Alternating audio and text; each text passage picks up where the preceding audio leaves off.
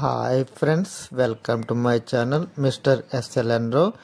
ఈరోజు భారత 9వ ప్రధానిగా పనిచేసినటువంటి తెలుగువారైన పివి నరసింహారావు గారి గురించి తెలుసుకుందాం.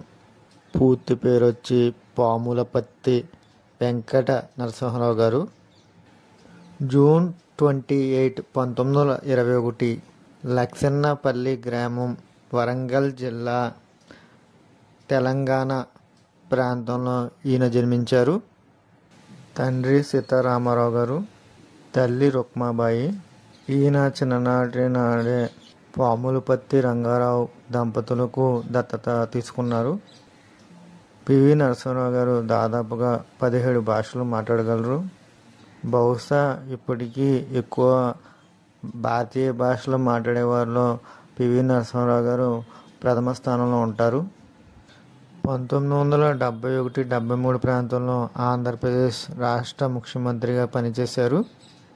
అంతేకాకుండా వివిధ కేంద్ర శాఖల్లో కూడా, రక్షణ శాఖలో కూడా పనిచేశారు మంత్రిగా. 1991 నుంచి 90 వరకు భారత ప్రధానిగా కొనసాగారు.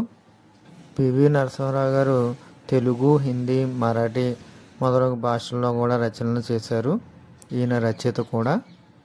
ఈయన 1000 పడగల పుస్తకాన్ని కూడా హిందీ అనువాదాన్ని చేశారు సహస్రపంతగా. తెలుగు అకాడమీని స్థాపించి తెలుగు మీడియం విద్యాభివృద్ధికి కృషి చేశారు. 1991 ఆర్థిక సంక్షోభం వచ్చినప్పుడు భారత్ నిలదొక్కుని ఆత్మ నిర్భర భారత్గా అభివృద్ధి చెందడానికి ముఖ్య కారకుల్లో ఒకరు ఈయన. ఆ టైంలో ఆర్థిక మంత్రిగా ఉన్న, కేంద్ర మంత్రిగా ఉన్న మన్మోహన్ సింగ్ గారు తోడ్పాటుతో, అదేవిధంగా ఆర్థిక సంస్కరణలో ముందడుగు వేయడం ద్వారా మన భారతదేశం అభివృద్ధికి బాటలు వేయడం జరిగింది. డిసెంబర్ 23, 2004 సంవత్సరంలో ఢిల్లీలో గుండెపోటుతో మరణించడం జరిగింది. ఆయన మరణానంతరం 2024లో భారతరత్న ఇవ్వడం జరిగింది. భారతదేశ అభివృద్ధికి బాటలు వేసిన వారిలో పివి నరసింహారావు గారు కూడా ప్రముఖులు.